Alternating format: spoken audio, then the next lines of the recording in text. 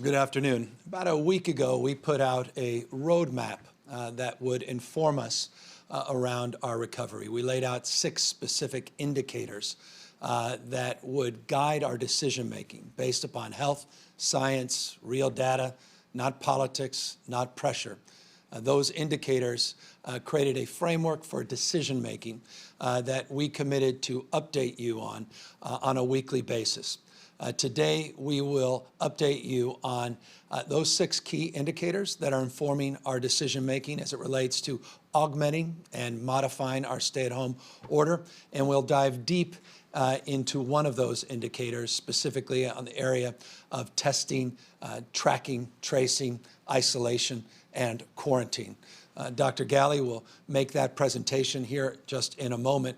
But first, I wanted to set things up and create a context for this discussion. I deeply recognize, deeply understand the desire for people to hear directly from the administration, from the state and its leadership about the answer to when. When can we go back to some semblance of normalcy? While a vast majority of you, I think, recognize that decision needs to be guided on the basis of the virus and its spread, decisions on the basis, always first and foremost, of public health, the pressure to answer that question, nonetheless, is very real. No one wants to be able to share that information more with you than I do. And I wish I could prescribe a specific date to say, well, we can turn out the light switch and go back to normalcy. We have tried to make it crystal clear that there is no light switch, and there is no date in terms of our capacity to provide the kind of clarity that I know so many of you demand and deserve. The clarity, however, we are providing today is the clarity of indicators that guide that decision-making and the transparency around those indicators and that framework that allow us to organize around 6 specific themes and teams to every single day monitor conditions on the ground. It's driven not by ideology, but by argument, by evidence, and by the curation of best practices, not just across the state, across the country, but from around the rest of the world. We led with that first indicator that we'll talk about more in a moment around testing, tracking, tracing, isolation, and quarantine. But we included in 5 additional indicators, considerations that we must around making sure we protect the most vulnerable Californians, our seniors in skilled nursing facilities, nursing homes, assisted living centers, those that are vulnerable out on the streets and sidewalk, the homeless, people with compromised immune systems. Send that laid out framework for our second indicator, how we protect the most vulnerable. The third indicator was around hospital capacity, healthcare delivery capacity, not only within the hospital system, but the creation and the opportunity to provide alternative care sites and facilities, to do so not just with physical assets, but to make sure we have the human resources, the people, and the protective gear to make sure that the health workers are healthy and safe at the same time. We had a fourth indicator around the issues of therapeutics. We talk a lot about herd immunity and vaccines. We in California are uniquely positioned because of the National Institute of Health. 4 of the top 10 funded NIH sites are in the state of California. We are blessed and endowed with some of the finest research institutions and hospitals doing therapeutic studies and advanced therapeutic partnerships in this state. It's respectfully among the most robust of any state in this nation. So therapeutics also is a category that guides our decision-making. The issue, obviously, of businesses, issues related to schools and physical facilities is another area that guides our consideration. That's indicator 5. I've made it clear in the past that we won't just open things. We'll have to open things and modify how we conduct our business, how we educate our kids, how we take care of our children. And we talked about floor plans just a week ago and what that looks like in terms of practicing physical distancing as we begin to process the considerations for reopening the economic sectors in our society. And finally, the issue of what happens if we overcompensate. overtaxed? What happens if we get ahead of ourselves and we start to see a surge of new cases, hospitalizations, people in ICUs? What's our capacity to reinstate some of these conditions in hotspots, and our capacity to project some confidence in doing so and confidence in you that doing so is appropriate and you'll abide by those rules at the same time? Because we are not lost on us. Trust is the most important commodity in these conversations. Building that trust with you, 40 million Californians, to make sure we're continuing to practice physical distancing, social distancing, and abiding by these guidelines, recommendations, and directives. But we recognize we're testing that trust every day because of the deep desire for people to begin to know when they can get back to work, when they can go back out and recreate and enjoy the beautiful parks and beaches in the state of California. And so today we want to further that conversation. I want you to know you'll be left wanting if you woke up to this discussion and we're going to hear that we're reopening large sectors of our society. We're not prepared to do that today. I very much look forward to making those announcements, and we won't wait week to week to make those announcements. When we're ready, we'll make those announcements in real time. But I am ready today to make the following announcement. We have been working with our partners in Washington State and Oregon, guided by their experts and guided by their examples, and helping us to inform our own efforts here in the state of California. And based upon Indicator 3 and the work that we have done together in providing alternative care sites, the incredible work that the hospitals have done to decompress their existing facilities and provide capacity to increase surge, and the incredible workforce that's been assembled, we are in a position today to begin to pull back and lean in by beginning to schedule surgeries once again throughout not only our hospital system, but our broader healthcare delivery system. These are surgeries that, yes, are scheduled, but also are essential. Tumors, heart valves, the need for people to get the kind of care that they deserve. If it's delayed, it becomes ultimately denied. It gets delayed, it becomes acute. And that's fundamentally is a health issue. And so beyond just the issue of the virus, we are working with our health directors and throughout the healthcare delivery system to reintroduce the capacity to get these scheduled surgeries up and running again. We will be very thoughtful and judicious about how we do that. We will not overload the system at peril of not being able to maintain our surge capacity.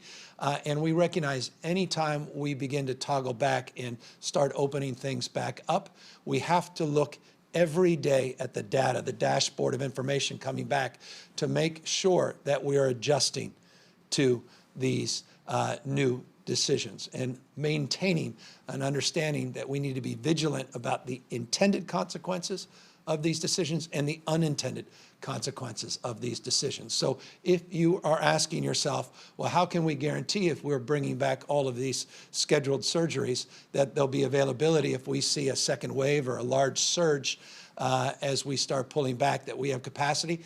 We are monitoring that, and that's foundational in terms, again, of this dimmer, not light switch, that we are advancing in terms of just beginning to shift things, but recognize that that shift, that dial, could be turned up or the dial can be turned back in real time. But this is, for us, a significant health-first focused announcement today to begin to augment the stay-at-home order, but to do it with an eye on public health and making sure we secure the safety of our healthcare delivery system, and that includes the workers, making sure we always are providing care to the caregivers, keeping our healthcare workers healthy at the same time. So that is the announcement we wanted to make today as it relates to a modification of that stay-at-home order that is determined by adaptive decision-making that is foundationally focused on the indicators giving us that green light, informed by the indicators. Accordingly, we wanted to talk about another indicator. Again, I referenced a moment ago the issues of testing and tracing, which will be foundational to our broader efforts to get to those other indicators, and when retail stores open, when recreational opportunities are made available again. The testing becomes foundational in that effort. The tracing becomes foundational in that effort. I have a number of things I want to add to that discussion. And while it is true that we have provided testing for 465,327 individuals, that number is still inadequate to meet the needs of all of you and to meet our expectations as it relates to our capacity to begin to move even further in terms of augmenting and modifying these stay-at-home orders. So 465,000+ tests have been done. We went from 2,000 tests on average a day in March, just a few weeks ago. We made announcements with a new testing task force that committed to advancing that number to 10,000 by April 14th. Just a few days ago, we announced we're actually at 14,500 tests a day. Right now, we're about 16,000 tests a day. Forgive me for building all these numbers, perhaps confusing you, except to say from 2,000 at the end of March to now a goal by the end of April of 25,000 tests. 16,000 on average today, get to 25,000 by the end of this month. Our goal is north of 60,000 tests a day, and that's phase one goal. That's a short-term goal. Over the next number of months, we want to have a minimum of 60,000 tests. We're hoping to get closer to 80,000. So it's 60 to 80,000 is the framework, the minimum being 60,000 tests a day. Our entire PCR test, that's the swab-based test, capacity, the instruments that exist in the state of California, if 100% were at full throttle and everybody was being tested because we had all the supply chains intact and ready to go, be about 95,000 tests we can conduct of PCR tests. These are not the serological tests. I'll get to that in a moment. But the PCR test, the swab-based test that many of you recognize, the instruments have the capacity to get up to 95,000. We believe that we can get not only to 25 shortly, but get to that 60 to 80,000 range within our existing framework of expectation of when supplies are coming in, when more equipment will avail themselves, and when more sites present themselves in communities all across this state. And that's something else I wanted to share with you. We are significantly increasing the sites of availability at the same time. We're increasing capacity within the existing system. There are hundreds and hundreds of testing sites in the state of California, well in excess of 600. But there are 251 core sites that really make up the backbone of our testing system in the state of California. We did detailed surveys of those 251 sites about what they need to increase capacity. 50 to 55% of those that we surveyed said their number one need is swabs. Others suggested they need viral transport methods and the old media that is used to take the swab and put it into a little kit and send it off to be diagnosed. The diagnostic side, less stress, though always critical.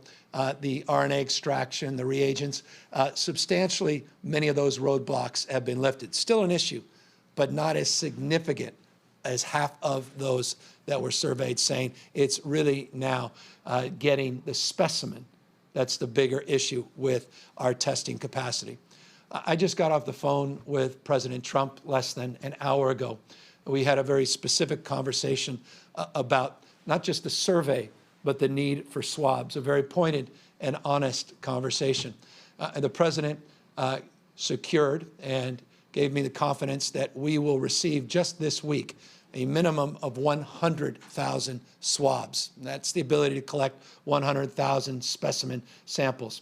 That will be forthcoming to the state of California this week. He said then we will be provided 250,000 swabs next week. And he said third week, expect to see a substantial increase above the 250,000. That was a very good phone call. I want to thank the President not only for being available for a phone call at a moment's notice, but being willing to directly commit to all of us in the state of California to a substantial increase in supply of these swabs. That will go a long way to give us all more confidence that we can meet some of these testing goals, these stretch goals, and assuage the concerns around those 251 sites that have reported a need for more swabs. So that specifically is an advancement on our commitment to do more in this space. But we have a second commitment that we are making public today to do more, and that's a commitment to make sure all Californians are tested. What I mean by that is not all 40 million of us, would be ideal, but in every part of the state where we're not leaving communities behind. One of the big struggles we have had in the last few weeks of this pandemic is getting to rural and remote parts of this state and getting up testing sites and making them available. One of the other vexing and frustrating things is getting into our urban centers and making sure that we're getting into Black and brown communities and doing justice to people that are also underserved, even in these remarkably enriched and robust and well-resourced communities. And so today, we are announcing 86 new sites that will become operational that are focused from a socioeconomic lens, focusing on Black and brown communities and focusing on rural communities. We've put together a heat map of the state where we define testing deserts. And we're going to begin to plug these programs into these sites. The two companies, Verily, they'll provide 6 of these sites. That's the partnership we announced a few weeks back with Google. And then the other is OptumServe, and they're providing 80 specific new sites, end-to-end testing. These sites will provide the kind of continuity that we need to ultimately advance our collective goals in this in this state to reach these testing goals. So I want to just thank those two companies for the robust conversations we've had in the negotiations, and I'm very pleased today to make that announcement that we're moving in that direction. In addition to that, we made a commitment with Abbott Laboratories for 1.5 million serological tests, 1.5 million serological tests at 130 facilities in the state of California. I caution people in this space, as I've been cautioned in this space, around serology, broadly defined, the focus on antibodies and immunity.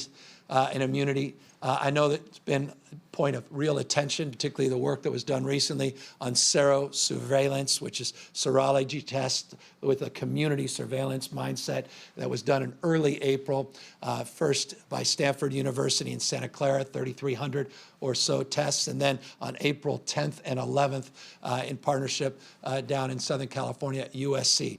Those tests got a lot of attention, but they also generated a little bit of controversy about what they are and what they're not. We don't use serological tests for diagnostics, still traditional PCR, again, swab-based tests. There's still some open-ended questions around serology and antibodies and immunity. And I just want to caution people in this space. A lot of energy, a lot of enthusiasm in this space. I share that energy and share that enthusiasm, demonstrably so, with the deal we made with Abbott, just on the 1.5 million tests with them alone. But I caution all of us, as that information comes in, as more peer review is being done in this space, that all of us start to understand, while it can be extraordinarily helpful in terms of guiding our framework and indicators for reopening, it's not at this moment a panacea. But it could be profoundly significant, and we are certainly going to do our part. In addition to procuring PCR tests, we will do the same to provide the serology tests to people all across this state. much easier test, these bloodborne-based tests, and much more capacity to deliver those tests. But again, our testing numbers are predicated on more traditional PCR tests at the moment, and that's the foundation to which we will build. Accordingly, our foundation in terms of testing doesn't mean much unless you can begin protocols to track and trace. We in the state of California have a long history of testing and tracking and tracing patients. The history of TB, measles, the health departments all throughout the state of California, county health departments have been running testing, tracking, and tracing protocols for some time. STDs, gonorrhea, very robust tracing that's been done throughout the state of California in that space. HIV, a lot of testing and tracing and tracking is done in that space. I say all that to make this point. We're not starting our tracing program from scratch. Quite the contrary. You have trained professional workers in local health departments that do this every single day. The question that's asked of us now is to do it at a scale that we have not seen. But the good news, again, is all of that resource is enriched and exists and persists all across the state. So we want to build bottom up on that work. And what we've been doing is surveying not only the local capacity and workforce, but the ability to retrain and reprioritize the state workforce.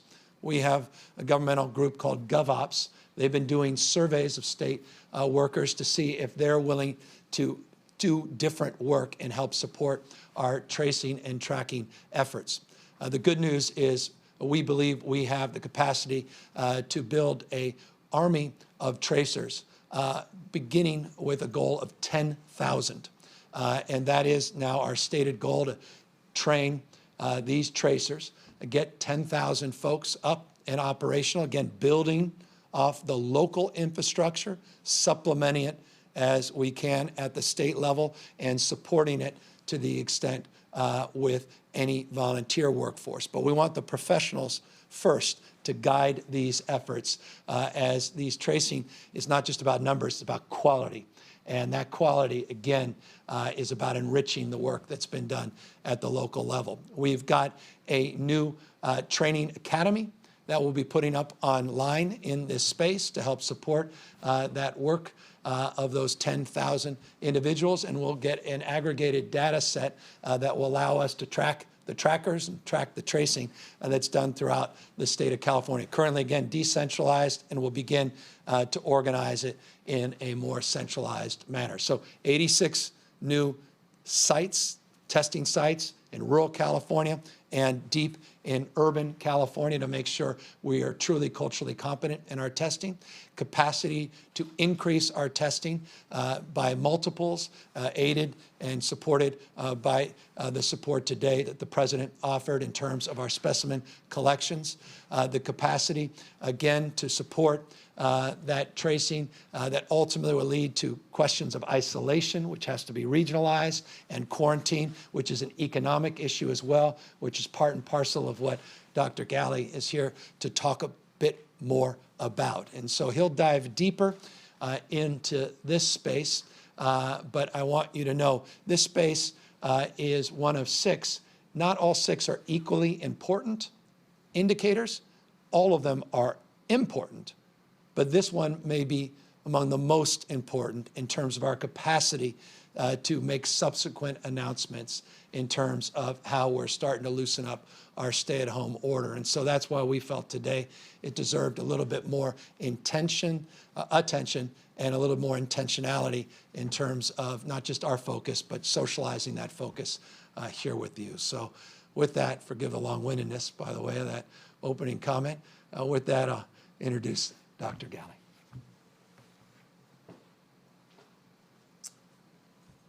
Thank you, Governor, and good afternoon. It's a pleasure to be back with you today. I want to spend a moment building upon the explanation the Governor gave, again, reminder of our 6 indicators, and to say just a couple of additional things. To reemphasize this concept of it's not a switch, it's a dimmer, that We are constantly looking at how quickly we move that dimmer, understanding where we are with our data, where we are with our preparedness, and making sure that we have all of our partners, including our local county partners, our city partners, and our industry partners, to make sure that we all move together. And that we continue to look at different ways to build upon that information so that we, in a responsible but swift way, move the dimmer. So we focus broadly on health, that we know the impact is great as we stay at home, the economic impact, and making sure that we do this great balance between protecting around COVID health and focusing on broad health for our communities and our citizens of California. We also know that there are a couple of issues in our indicators that are must-haves. You have heard us talk on a daily, at least weekly basis about the pursuit of protective equipment, PPE. We know that we need to have significant amounts before we can move forward with any of our plans to modify our stay-at-home order. The governor spoke about the great work we've done in our healthcare systems to prepare with beds, ventilators, people, supplies. That is secure is a very important thing that we continue to maintain so that we can safely and responsibly move forward with modifying some of our stay-at-home orders according to our indicators. I also want to say that deep thank you to our local public health departments, the directors, the public health officers in those regions for their great communication and effort working with us so that we have all the local data, all the local thoughts on how we build forward and modify the stay-at-home order. We have put, as the governor directed us to do, a work group for each of the indicators. Those have been formed. Those are meeting regularly and reporting, and each one of those work groups has presence from our local public health leaders to make sure we take all of the information from across the state and informs our decision making. So it's been a wonderful week of progress, and now I want to spend a little bit more time talking about that first indicator, our ability to monitor and protect our communities through our testing, our ability to do contact tracing, isolating and supporting those who are positive or who've been exposed. So one last reminder that we built these indicators around a goal, 4 goals really, and I want to remind you what they are. We want to ensure our ability to care for the sick within our hospitals. We want to prevent infection of those who are high risk for severe disease. We want to build the capacity to protect the health and well-being of the public, and we want to reduce the social, emotional, and economic disruptions that many of us are facing. So these indicators are really formed around these 4 goals. I want to spend a moment a little bit on our data. We have been telling you day over day our numbers in hospitals, in ICUs, and as we look at these over the last many weeks, especially since we've instituted the statewide stay-at-home order, we see ourselves tracking in what we call our range of stability. And this lower line is the number of ICU beds and vents that we are using across our system. This upper line is our total number of hospitalizations, both of those who have been confirmed to have COVID and those who we've suspected. And as we look at this trend line, you see we've had small peaks along the way, but we have generally stayed, this is since March 27th, we've stayed in this zone of stability, range of stability, that give us confidence that we are prepared to move forward with some of our modifications. And as you hear in the national media, conversations about where are your cases, where are your hospitalizations going, we really wanted to share with all Californians the data we've seen across the state that gives us confidence in moving in the directions that the governor laid out moments ago. I want to remind you a little bit more of the detail of our indicator 1. 2 of the key questions that we ask ourselves is how prepared is our state to test everyone who is symptomatic? And do we have the ability to identify contacts of those who are positive to reduce their further transmission? So what is contact tracing? When someone tests positive for COVID-19, we want to be able to identify those who've been in close contact with that person. And for each of those persons that we are contact tracing, we want to be able to contact them first. We want to be able to check their symptoms, offer testing, and recommend isolation to start, or quarantine to start, and isolation as necessary if they indeed test positive. So why is this important? It enables us to suppress the spread of the virus to avoid outbreaks. It is very important that as we identify somebody who's positive, we meet and contact their close contacts, that we're able to limit their chance of spreading COVID-19 in case they in fact are infected. And that, being able to do that, gives us the ability to first maintain the surge capacity that we've worked hard with our healthcare delivery partners, our labor partners over weeks to maintain, so that if we do have an increased number of people who are COVID positive, that our systems are prepared and able to care for them. It also allows us to modify our stay-at-home order because we have more confidence that when somebody is infected or when somebody is exposed in our community, that they are going to join us in trying to limit the spread by staying home and isolating or quarantining. So we have looked at many of these indicators, and we've developed a series of work streams. For indicator 1, we first talk about accelerating equitable COVID-19 testing.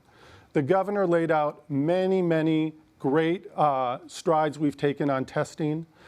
We've made improvements on our ability to obtain the supplies, whether it's swabs or viral transport media, our ability to work with partners. The governor mentioned Abbott. We've been in great conversations with LabCorp and Quest as important national commercial lab leaders to ensure that capacity that they have today is available to Californians.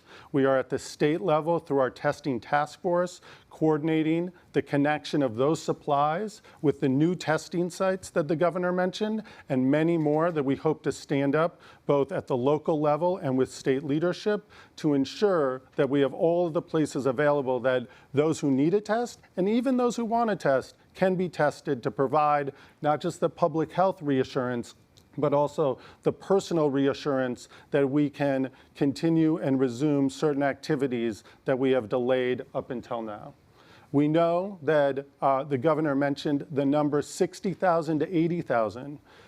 The way we get to that number is both through national conversations on a number of tests per 100,000 people. The governor mentioned 152 tests per 100,000 Californians gets us just above 60,000 tests a day that we would need.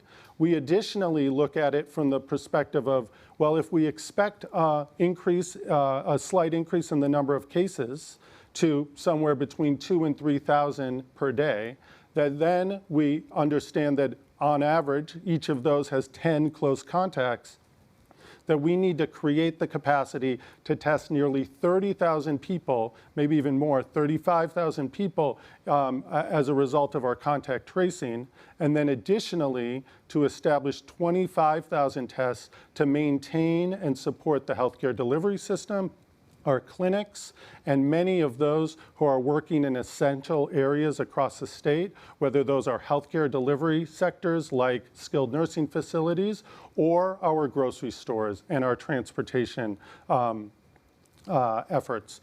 We want to make sure that those folks, those who go in to serve our communities are protected, and we know we're able to tell them on a regular basis whether they're positive, whether they've been exposed, so they can not only do their job in a responsible and confident way, but they can also protect their families when they go home.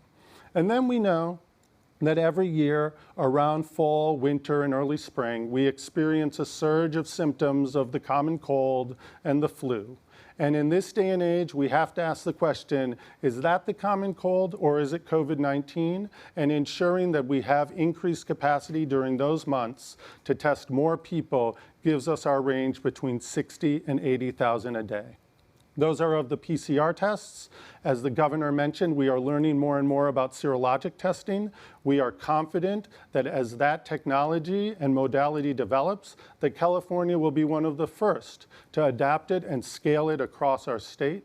First, to use it for our surveillance efforts to understand how many people in our communities have been infected, and then later, as we are more confident that the antibodies that we're testing for actually neutralize, if they do, neutralize the virus, to be able to say somebody has been exposed and they're protected to a certain degree.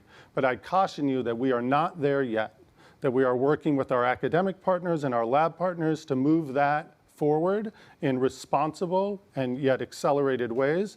And as soon as we are confident with how to use that modality in California, we will communicate that clearly and assertively. We also talked a bit about establishing our contact tracing workforce, develop the isolation and quarantine protocols and supports, and deploy our data management system and tools. These are our 4 work streams for Indicator 1. To go just one level deeper, accelerate equitable testing. Today, you heard the governor re-articulate our goal for the end of April to hit 25,000 tests a day. We are at 16,000, just a little bit north of 16,000 a day at the moment, with the goal and our confidence that we will be able to accelerate towards 25,000. That is on our way to getting to that 60 to 80,000 a day. Establish between 80 and 100 new testing sites, and these are sites not in the common areas, not in the places where we already have a significant degree of testing, but in what we're calling testing deserts, places that, because they're a bit more remote, don't have as many testing sites that have come together at the local level, and then also from a very strong equity lens, that we put these in communities that have shouldered the burden of COVID-19 in a disproportionately high way. Those are our brown and black communities. Those are lower income communities where people are still going to essential work and maybe don't have as much of the PPE that we wish they had, to ensure that that they are knowledgeable of their status with COVID-19 and that they can continue to do their job and protect their family well.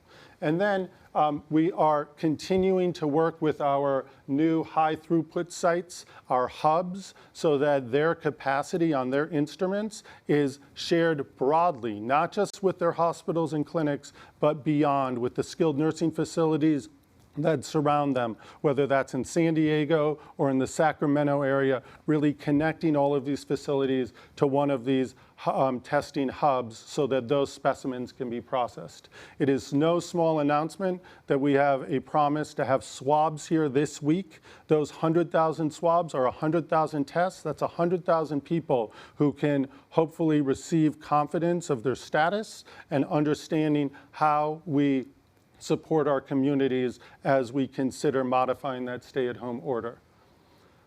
Establish our contact tracing workforce. The governor mentioned that we have a rich base to build upon in each of our counties, that we are working with them to understand what they have today, what they expect they'll need in the future to keep up with the demand of COVID-19 contact tracing efforts, that we are going to be developing the statewide training academy with their help. This will be an online training so that individuals who, as the governor mentioned, maybe it's our state workforce who is being redeployed and retrained to do this, there'll be a simple way for them to gain the skills and the knowledge of how to do this new job well.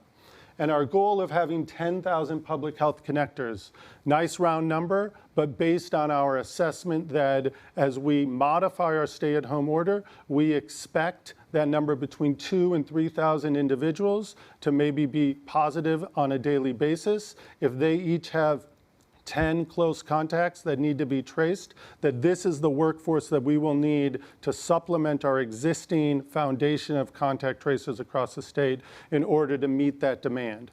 If we see that go up, We are confident that California, a big state, can-do state, that we will recruit additional people to join this fight. In terms of developing isolation protocols and supports, we are working with our local partners to develop those guidelines for isolation. We know that this is not straightforward for many, many populations and people. We talk about it not just can we find the place for you to isolate safely, but can we support you during those times of isolation? So that is a very important piece of work for us that we are deep into and working not just with our local county partners on how to develop those protocols and guidelines, but many in the philanthropic community, and we appreciate the support. I was on earlier in the week with over 300 members of our philanthropic community talking about exactly this issue. How do we support our communities who may experience the undue burden of quarantine and isolation so they can do it safely and we can suppress COVID-19 and allow us to continue to modify that stay-at-home order. The last thing I'll talk about is deploying our data management system and tools. We know, and many of you have maybe heard, about tools that help us understand who is moving where. When we think about the data tools we're going to use first, it really flows into two main areas. First, we want to look at not just testing, but leading indicators. Where are we seeing, for example, a really big surge in the number of people calling in with cold and flu-like symptoms? Where are we seeing even the number of over-the-counter medications for cold and flu going up? And how do we look to that data to inform us and identify communities that might be experiencing a surge and bring our contact tracing workforce, our testing capabilities into that community to not just protect that community, but to ensure that if we are indeed seeing COVID-19 in higher levels, that we prevent its broader spread. We also will be working to ensure that we get all of that contact tracing information in a easy to follow dashboard that tells us how many people are we contact tracing today, how many folks have we contact traced in the past, and where are our trends heading so we can continue to manage not just our workforce needs, but also understanding what our testing capacity might need to move to so we can move beyond 60 to 80,000 if that's what the data and information tells us. So I just want to end by, again, reiterating our thanks to so many different partners who have helped us get to this point, to the leaders here at the state, across state government who've come to build these 6 indicator work groups, and the armies of people that are going to continue to inform our work as we thoughtfully consider how we modify the stay-at-home order and bring back many of the experiences you guys, people on the other side of this camera are wondering when we'll be able to do different things than we are today. And I look forward to continuing to share where we are and where we're going in the days to come. Thank you, Doctor. And of course, Dr. Galley is available for questions, as am I in a moment. But stability is the operative word. The indicators show stability, particularly in hospitalization numbers and ICU numbers. I've been commenting the last few days, weeks, that those are the 2 numbers that are the biggest focus of our attention, in addition, of course, to the tragic number of lives lost, 86 lives lost again yesterday. Not numbers. Remind you, stories, real human beings and loved ones that have been torn apart, and our heart continues to break for those that have lost loved ones to this virus, 6.8% increase over the previous day.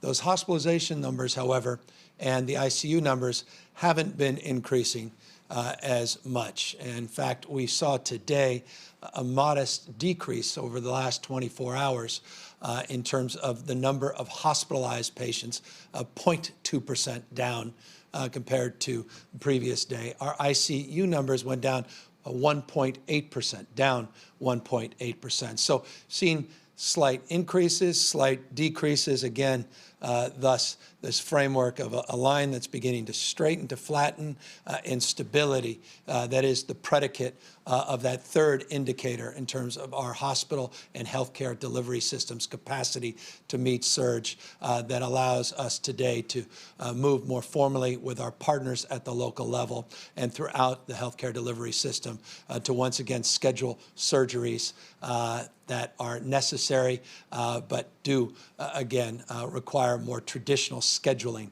These are not plastic surgeries. These are not surgeries that are cosmetic. These are important medical procedures that, if not attended to, could become crisis and ultimately burden the rest of the healthcare system. So that's the first significant effort to begin to modify that stay-at-home order.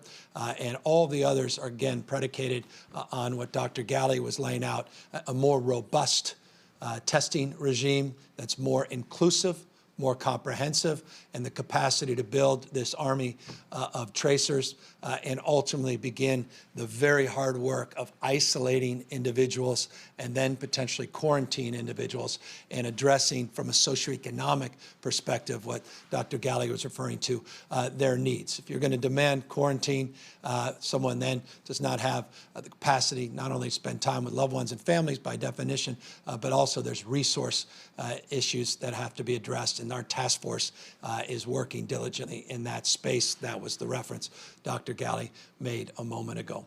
I continue again to recognize your desire, my desire, our collective desire to hear more about when, fill in the blank, when this opens, fill in the blank. I imagine there may be many questions about this specific city, this specific county. We've talked a lot about Ventura and San Luis Obispo and others, and we're getting those calls that haven't been made public yet about cities and counties that just want to make sure that we're being thoughtful, that we're rowing in the same direction. Interesting, the vast majority of calls are to caution us from taking the parachute off before we land.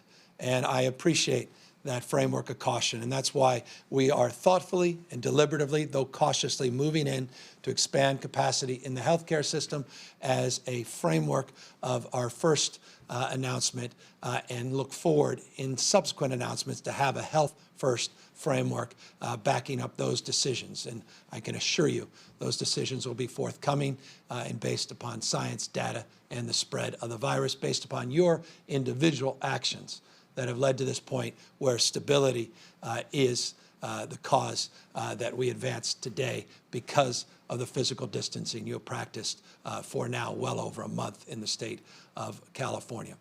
Just briefly, I want to compliment and thank everybody that went to our Californians4all.ca.gov website that have expressed a desire and willingness to volunteer in the state. We were overwhelmed, humbled by the response to that volunteer portal and the capacity for people that can do more and give more of their time, their money, and their attention to help support others in this crisis was extraordinary and continues to be extraordinary. I just want to encourage those of you that have not yet availed yourself to that site to consider going to Californians4all.ca.gov, where you can attach your talent and your passion with particular action at the local level to help folks that are struggling, help folks in need. With that, I know there are people struggling to ask questions, and so let us avail ourselves to any questions on a myriad of topics, not least of which the ones we've laid out today. Kathleen Renane, AP. Hi, Governor. So we learned overnight about what are now the earliest known deaths in the U.S. from the virus. Santa Clara County officials say that they had suspicions back in early February that the disease was already much more widespread, but they didn't have a way to measure it. So should we have known sooner that there were community transmissions and deaths in California? What decisions would you have made differently if we knew that sooner? And how does this new info affect us going forward? Well, we've actually directed beyond just Santa Clara, go back as far as December to request coroner's autopsy to dig even deeper. So we are very pleased with the work that was done in Santa Clara County to make public that information and know that we are doing the same across the state and other counties as well to ultimately help guide a deeper understanding of when this pandemic really started to impact Californians directly. Look, the hospitalization numbers, the deaths, number of people in ICUs, those are tracked on a daily basis. When this occurred is important forensic information, profoundly significant in terms of understanding the epidemiology of this disease. All of those things are brought to bear with more clarity and light, not only because of this specific announcement, but I imagine subsequent announcements that may be made by similar efforts all across the state of California. But again, we compliment the outstanding work and leadership. Santa Clara has been the forefront of this from the beginning of this process. It wasn't where the first community spread, but the biggest flare-up in the state first occurred in Santa Clara County. This guides a deeper understanding of that as well. Renee Santos, CBS 13. Hi, Governor. When it comes to loosening the stay-at-home order, when will you be able to give people a sort of timeline or an estimated time frame? And the second part to that question is, what do you say to the people that are really struggling right now mentally and financially? Well, I'll take those in reverse order. The state of California has been very aggressive in its unemployment insurance claims, very aggressive in terms of trying to provide supports for businesses to keep people employed, to draw down the federal PPP money, to make sure that this new round of PPP money is made available to small businesses, minority and women-owned businesses. We created a $50 million supplemental fund at our state iBank targeted at micro loans. We've already distributed loans. 73%, by the way, of those micro loans have been distributed to women and minority-owned businesses. Just last week, $2 billion of UI claims were dispersed just in 1 week in the state of California to help support the financial needs of those individuals that have been directly impacted by COVID-19. We've made a series of other announcements to help support people in times of need that otherwise aren't availing themselves to unemployment insurance, including people regardless of their immigration status, and disaster relief grants that are made available in that space as well. As it relates to the issues of mental health, we laid out a few weeks ago with our Surgeon General, Nadine Burke-Harris, specific guidelines and playbooks that were targeted to the mental health needs, not just of adults, but children, how we speak to our children, the language they use, often physical language, because they can't advance verbally what you and I are able to advance in terms of our symptoms and our needs. We made available a website, covid19.ca.gov, covid19.ca.gov, to make available all of those resources, again, with an eye on cultural competency, specific resources for behavioral health issues, for the LGBTQ community, specific resources for teens in crisis. You get a sense we broke those things down in very specific terms. And again, I'm very grateful that we have a Surgeon General, and very grateful we have the one we have that put out all those peer-reviewed efforts and really perhaps the most comprehensive resources that have been available in this state and perhaps in the country. And I'm very proud of that work in that space. Let me just make one final point on that. We have been working with Listos and others to build a volunteer corps specifically focused on reaching out to seniors that are struggling with social isolation as another top priority to address not just their physical health needs, but as you suggest, their mental health needs. These are check-in calls, and that army of volunteers is taking shape, and we have already seen a lot of work done in that space. As it relates to the when, as I began this conversation, I'll end the conversation by saying there's no date. If there's a date, then we're denying the facts on the ground. We're denying the reality of the spread of the virus, which is dynamic. We need to be adaptive in our decision making. We don't want to debate a date.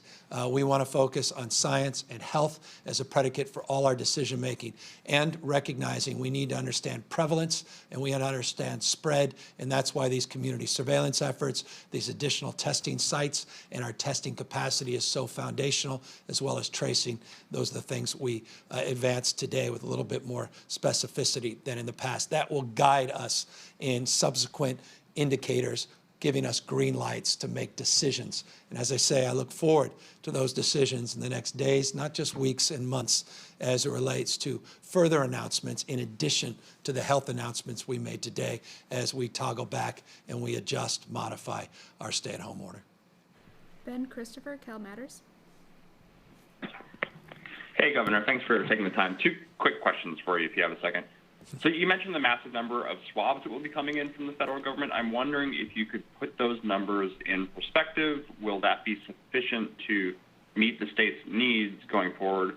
And also, you mentioned in the past a collaboration between Google and Apple and the idea of developing a smartphone app for kind of automatic instantaneous contact tracing. Does the state plan on either promoting or cautioning against or facilitating the development of something like that?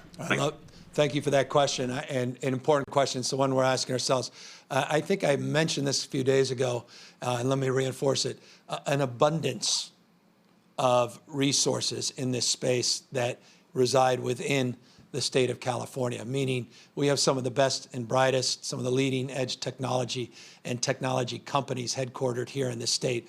As a consequence, we have been provided all kinds of platforms and apps in the space of tracing, also the development of symptom tracking. You heard Dr. Galley talk about symptom tracking technology as also being a very important tool in our toolkit. We have a team of people, including Todd Park and DJ Patel, who worked in the Obama administration, that are advising us in that space. And so the answer to your question is yes, we will avail what we believe are recommendations for apps, not only in terms of tracing technology and platforms along the lines of what Google's trying to do with their Android platform and the iPhone platform that Apple's trying to advance in creating some continuity of connectivity with those platforms and APIs, but also for other apps that we'll be promoting, including a new website and application that we'll be laying out and previewing this Friday that more broadly avails sources of information that we think will be valuable to people. Forgive me long-windedness on that. Let me be more specific on the swabs. 100,000 is significant. Each swab represents a test. You can do the math, 100,000 this week. The President mentioned 250,000 next week and substantially more in the third week. So the answer to your question is yes, if those swabs keep coming. And if we get to a level of 400,000 or 500,000 swabs every week, I believe that will substantially address that specific supply issue. But I caution everybody in this space, the bottlenecks on testing, as soon as you solve for reagents, then you got to solve for RNA extraction. Then you got to solve for swabs. Then you got to solve for viral transport media. Then you got to solve for diagnostic timelines to getting results. Is it 4 days, 7 days, 10 days, and backlogs? All of these issues remain dynamic. And that's why, I think all of us, every governor across this country, recognizes this space is one of constant iteration. And so I don't want to suggest definitively that even hundreds of thousands, even millions in the aggregate of swabs alone will solve, quote unquote, the testing issues. It will solve the swab issue. Alexei Kosev, SF Chronicle. Hi, Governor. Could you tell us a little bit more about this change that you're making to allow more surgeries to take place? You suggested essential surgeries would be allowed. So what does that mean to you? What kind of surgeries are and aren't allowed? Is it up to the hospitals? And is this something that is going to be taking effect immediately? Yeah. Thanks. The guidelines are effective immediately. We've been working within the healthcare delivery system broadly defined, not just the hospitals, and working with health departments all across the state of California, getting their feedback and getting their buy-in. Also critical that we have the workforce to be assembled in this space. I'll be even more clear, and I appreciate the opportunity to clarify scheduled surgeries.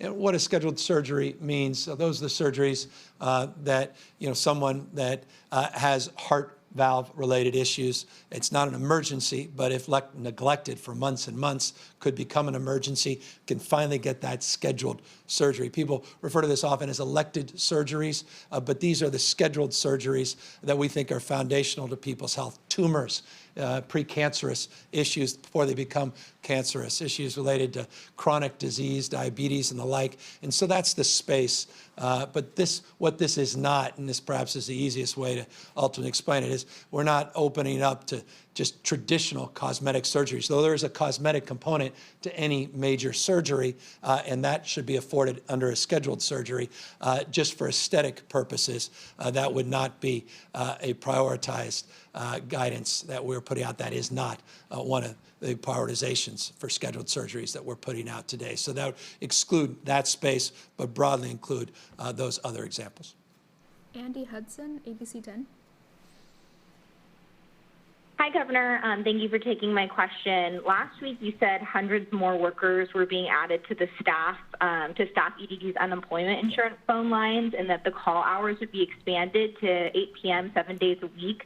Yet we're still hearing from people that they can't get through. I'm wondering what more can the state do to get people the answers and the help that they need? Yeah, over 1,000 people we've redeployed. We finally, again, remember we started since 2013, 8 to noon. Was that call center. Remember, call center is just one capacity, online components, et cetera, get that information in. But the call centers are profoundly important to people. We recognize that.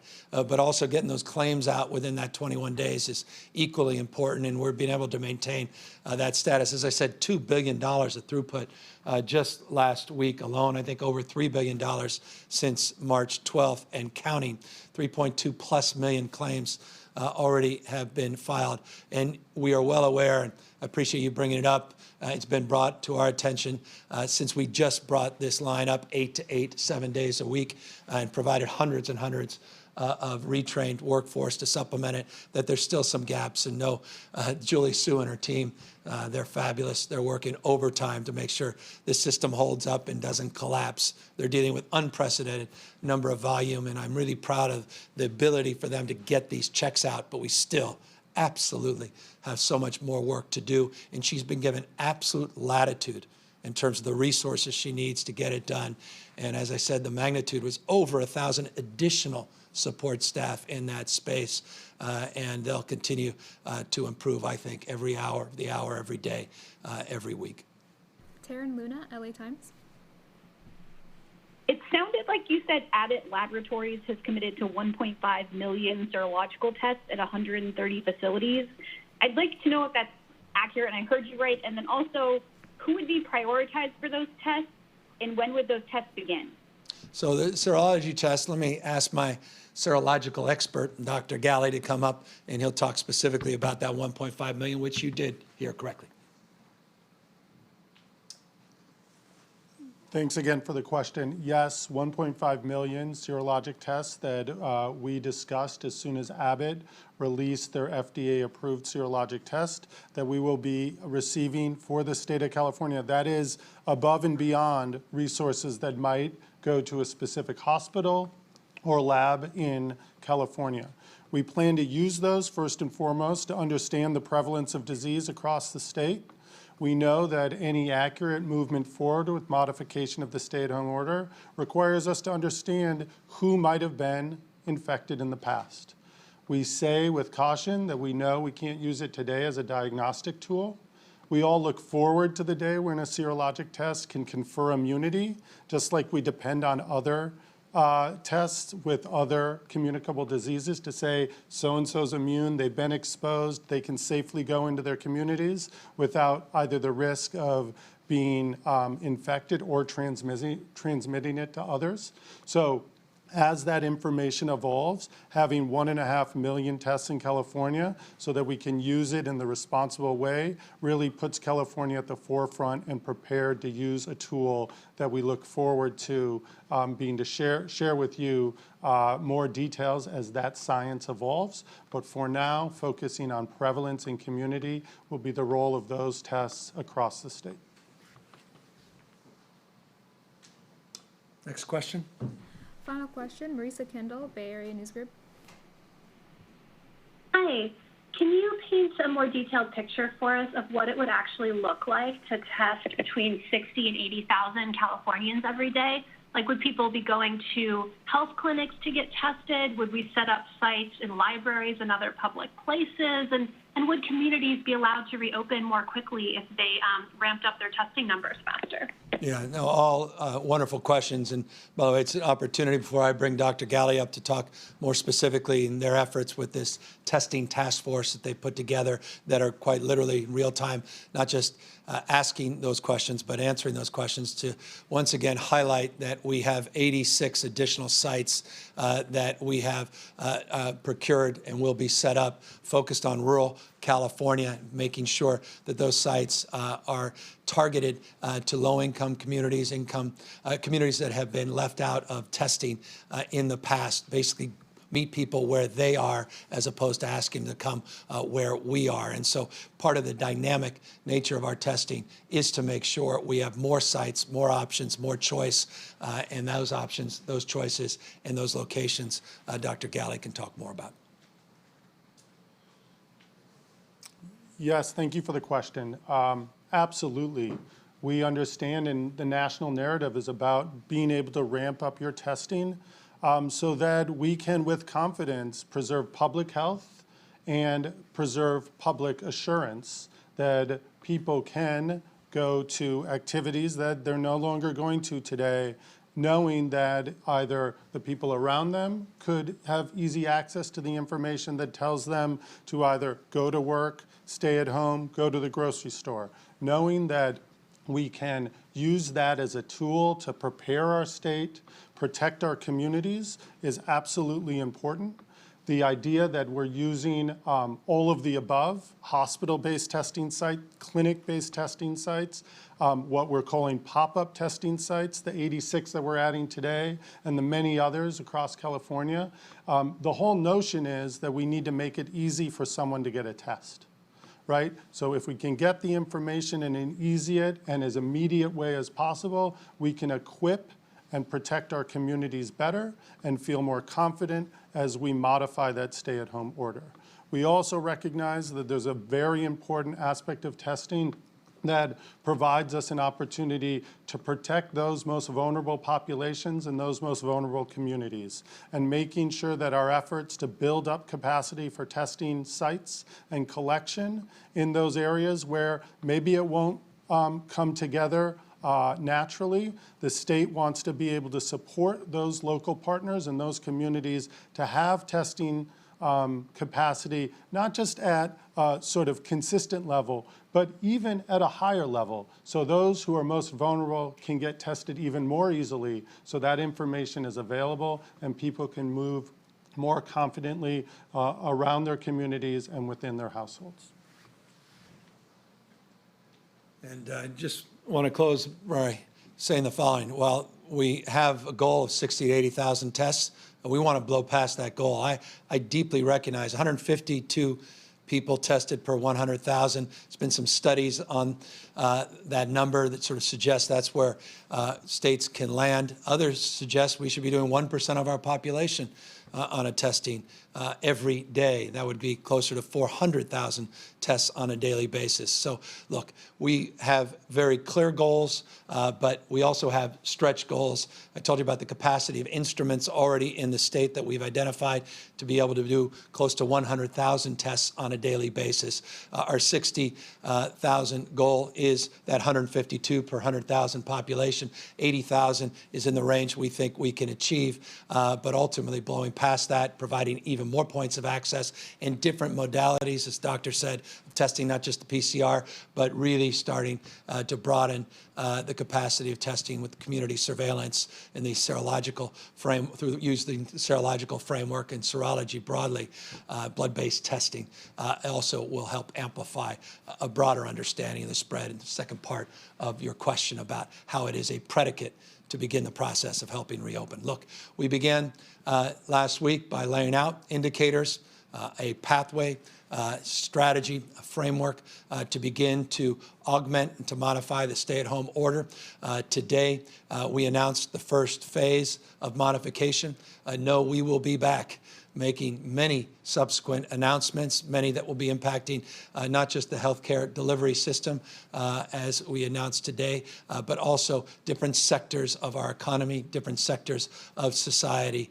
And no, it should not be another week before we connect on that topic. But as always, we will connect on noon tomorrow and continue this conversation, always by continuing to consider one another, consider the stay-at-home order as it currently is drafted. It is working. We have flattened the curve. We have created stability. It's allowed us this first announcement. Continue to practice physical distancing, and we will be making more announcements sooner than we otherwise would. If we pull back too soon, those announcements will not be forthcoming. If we stay the course, those announcements will be forthcoming, and will do justice to the incredible work all of you have done to date.